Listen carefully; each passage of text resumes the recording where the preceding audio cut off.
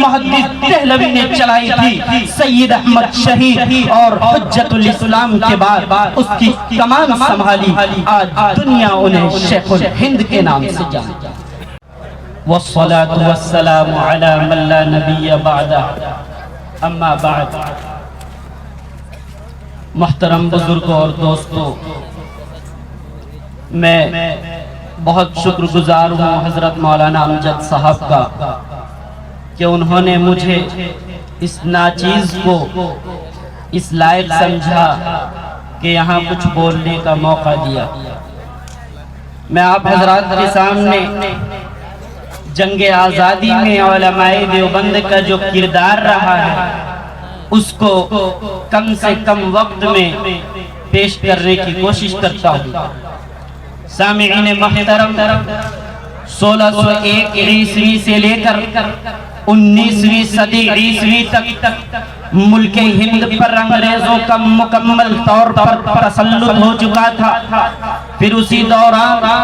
جب انسانیت ہر طرف سے رگیدی جا رہی تھی، پرچم اسلام سرنگو ہو رہا تھا، باطل کی لہریں حرم کے دیواروں سے ٹکرا رہی تھی، کفر اسلام کے مقابلے میں حلم مبارز کا نعرہ بلند کر رہا تھا، تو اس ملک کی آزادی کے لیے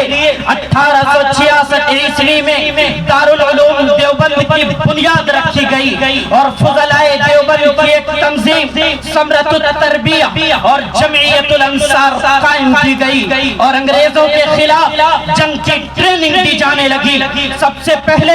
بانی دارالعلوم دیوبند مولانا قاسم نانوتوی نے انگریزوں کو دھول چٹائی۔ پھر اس کے بعد 1268 ہجری میں جنم لینے والا اخلاص کے تاج محل میں سب سے پہلے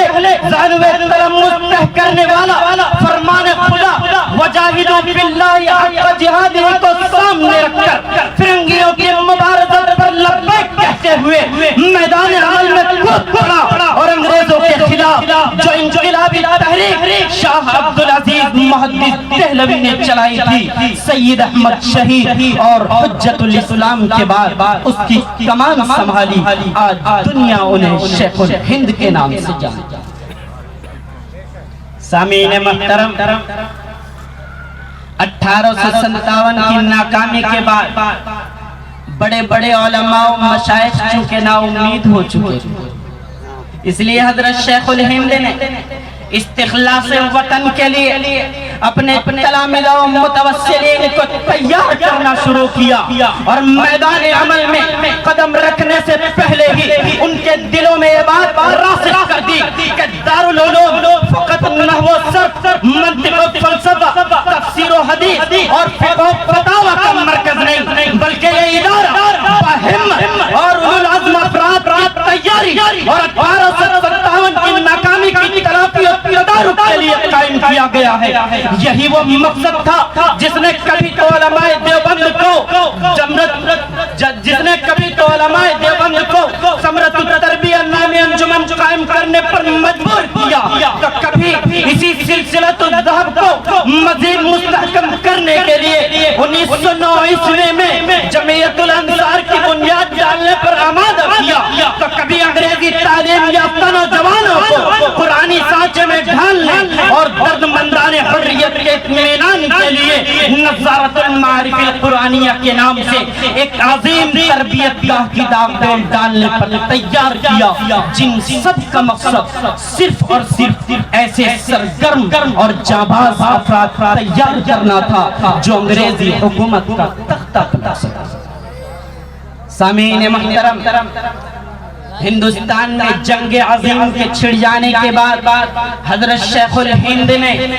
اپنے ہم مشیروں کے ساتھ مل کر اپنے مقاصد کو عملی جامہ پہنانے کی بھرپور کوشش کی، لیکن افسوس تقدیر کے پائے سنگی کو چھو نہ سکی تدبیر اور والی مکہ شریف حسین کی غداری کی وجہ سے 1819 عیسوی کو مالٹا کی کالی کوٹھریوں میں قید کر دیے گئے۔ سامعین محترم، دارالعلوم کی سرگرمیوں ہی کا نتیجہ تھا کہ شاملی کے میدان میں جنگ کا آغاز ہوا۔ اسی میدان میں حضرت نانوتوی زخمی ہوئے، مولانا حسن عسکری کو گولی لگی، حافظ ضامن شہید ہوئے۔ اسی جنگ میں مسلمانوں اور علماءوں کے خاک و خون میں لتڑی ہوئی لاشوں کا نظارہ کیا۔ مگر افسوس کی بات یہ ہے کہ وہ ملک جس کی آزادی کے لیے حضرت شیخ الہند نے ریشمی رومال کی تحریک چلائی، شیخ الاسلام نے پھانسی کے پندوں کو چوما، دار پر مسکرائے، کالے پانی کی سیر کی، جزیرے کو آباد کیا۔ افسوس کہ آج ان کی قربانیوں کو تاریخ کی اوراق سے مٹایا جا رہا ہے۔ میں انہی باتوں پر اپنی تقریر ختم کرتا ہوں۔ وَمَا عَلَيْنَا إِلَّا الْبَلَاغُ۔